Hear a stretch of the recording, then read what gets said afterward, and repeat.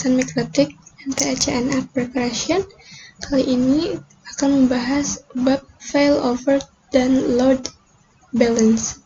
Cakupan materi bab kali ini ada konsep failover dan load balance, yang kedua setting topologi, ketiga studi kasus, dan yang terakhir ada konfigurasi tranche route. Untuk konsep failover load balance, failover dan load ini adalah dua konsep yang termasuk pada fitur yang bisa dijalankan pada vendor mikrotik. Untuk konsep failover dan juga load balance itu dideskripsikan sama-sama merupakan metode yang digunakan ketika kita memiliki dua jalur internet. Dicontohkan ketika pada topologi yang tersedia di sini terdapat satu router yang memiliki dua jalur ke internet. Yang pertama di ISP yang pertama dan yang kedua di ISP yang kedua. Artinya dari semua perangkat klien ini dapat terhubung ke router kita, maka memiliki dua jalur ke internet dan bisa menggunakan ISP pertama dan ISP kedua.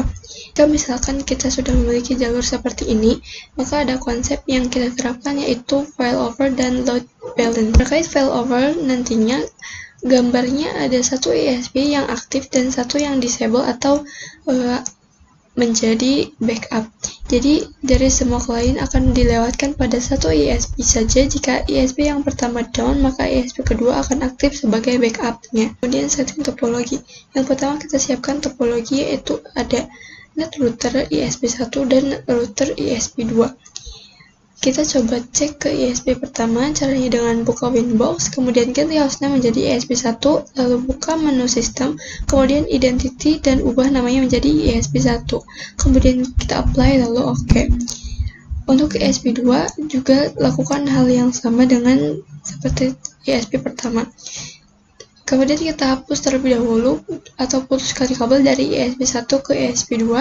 Untuk yang ISP pertama memiliki IP address 10.0.137.146.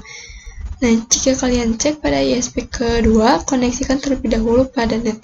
Caranya dengan pergi ke terminal ISP2, untuk loginnya yaitu admin, passwordnya kita kosongkan saja, kemudian ketik N lalu ctrl-c, kemudian ketik IP address print, nantinya akan ada IP address dan IP gateway-nya.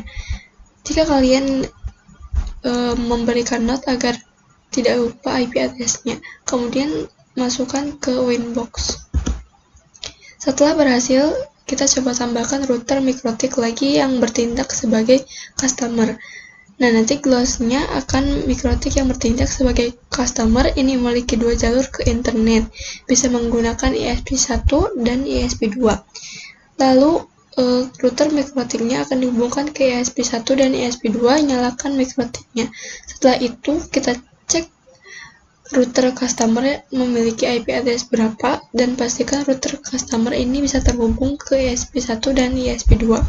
Caranya dengan login menggunakan admin, passwordnya kita kosongkan, kemudian ketik N lalu ctrl+c, yang terakhir ketik IP address print.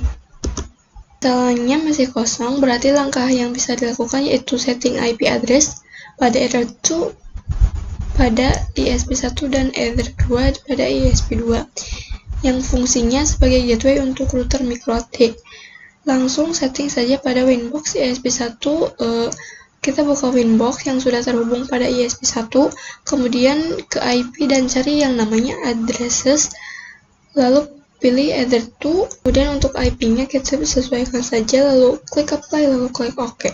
Lakukan hal yang sama pada ISP2, dan setelah berhasil setting Ether 2 dari ISP1 dan ISP2, selanjutnya kita akan setting pada router mikrotik yang menjadi customer. Untuk failover, ini terdapat dua line akses internet menuju ISP, dengan kriteria satu aktif dan satu backup.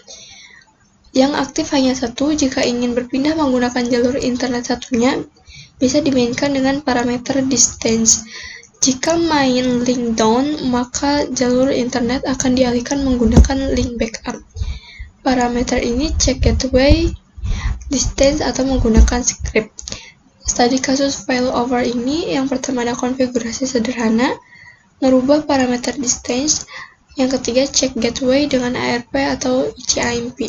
Konfigurasi sederhana failover yang aktif adalah hanya ESP1. Nah, saya akan mencoba mengganti parameter ESP1 sehingga lebih besar dan artinya nanti yang akan digunakan hanya ESP2.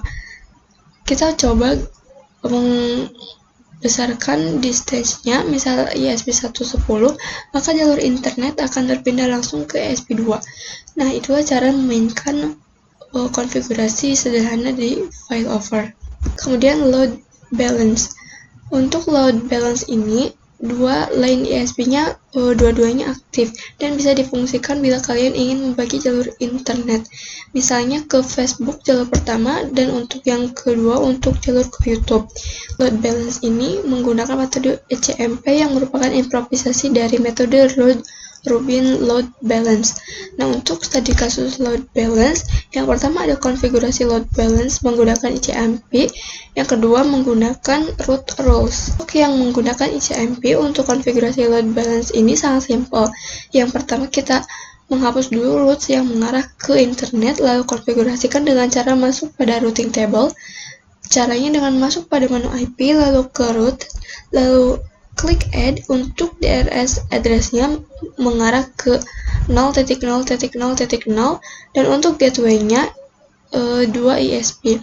Kemudian kita klik lagi add new value, nanti gateway-nya isikan IP dari ISP yang pertama, lalu klik apply, lalu OK.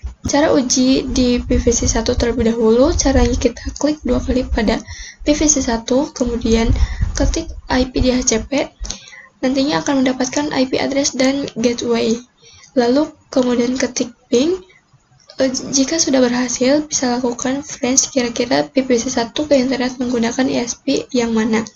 Kemudian ketik trans, bisa dilihat bahwa PVC1 jika ingin ke internet, dia pertama-tama akan melewatkan interface Bright Router MikroTik terlebih dahulu. Kemudian lewat ke ISP2, setelah itu baru bisa internetan. Lalu untuk PVC2 lakukan hal yang sama. Kemudian trans route ini coba diimplementasikan di PVC1, misalnya ingin ke Google, kira-kira menggunakan ISP yang mana. Cara mengeceknya yaitu ketik IP DNS, kemudian show IP, lalu ping google.com, kemudian kita coba cek misalnya ke PVC1 ingin ke Google, kira-kira menggunakan ISP yang mana, dengan ketik trans google.com. Nah, jika ternyata ke Google dari PVC1 dia lewat interface Bright terlebih dahulu, baru menggunakan ISP1. Untuk trans route pertama yaitu pada MikroTik terlebih dahulu, caranya kita buka pada menu Winbox. Untuk melakukan trans route ini bisa pergi pada menu Tools, lalu cari yang namanya trans routes, lalu untuk trans route-nya coba ping ke 8.8.8.8 dan untuk protokolnya pilih ICMP. Kemudian yang terakhir kita startkan. Nantinya bisa dilihat bahwa dari router MikroTik itu dia ingin ping ke internet menggunakan ISP2. Untuk trace route pada sisi PVC, caranya ketik IP DHCP, nanti langsung bisa dilihat IP address-nya, kemudian ketik ping, lalu trans 8.8.8.8. Jika dilihat dari topologinya, ini menggunakan ISP2. Konfigurasi load balance itu tidak hanya bisa menggunakan ICMP, tetapi bisa menggunakan konfigurasi dengan metode root rules, menggunakan root balance terlebih dahulu. Konfigurasi load balance root rules ini bekerja dengan sistem SRC address. Jadi nantinya kita bisa mendefinisikan, misal untuk PVC1 ketika ingin internetan harus menggunakan ISP1, dan untuk PVC2 jika ingin internetan harus menggunakan ISP2. Nantinya kita akan melihat misalkan kata kunci dari SRC address, berarti PVC-nya itu harus memiliki IP yang statis. Jika konfigurasi IP pada PVC yang menggunakan IP DHCP, nantinya konfigurasi di router MikroTik-nya akan berantakan. Dengan root rules ini mendefinisikan untuk PVC1 ingin internetan harus menggunakan ISP1, dan juga sebaliknya. Caranya dengan buka aplikasi Winbox, kemudian masuk pada menu IP rules-nya, kemudian klik pada bagian menu rules, kemudian kita tambahkan nantinya ada informasi mengenal SRC address. Nah, di SRC address ini masukkan satu persatu untuk rules pertama dan seterusnya. Masukkan IP PVC1, kemudian untuk tabelnya isi mandiri, misalnya PVC1, kemudian klik apply lalu klik OK. Untuk PVC2, caranya juga sama seperti PVC1. Setelah berhasil, kita tunjukkan ke internet. Kita pergi ke menu IP, lalu ke new router, nanti tambahkan manual ke internet secara satu persatu untuk DST address-nya 0.0.0.0, dan untuk gateway-nya untuk IPv1 menggunakan ISP1, jadi kita masukkan IP address dari ISP1. Nah, untuk routing mark-nya pilih yang pivot, kemudian klik apply lalu klik OK. Cukup sekian dan terima kasih.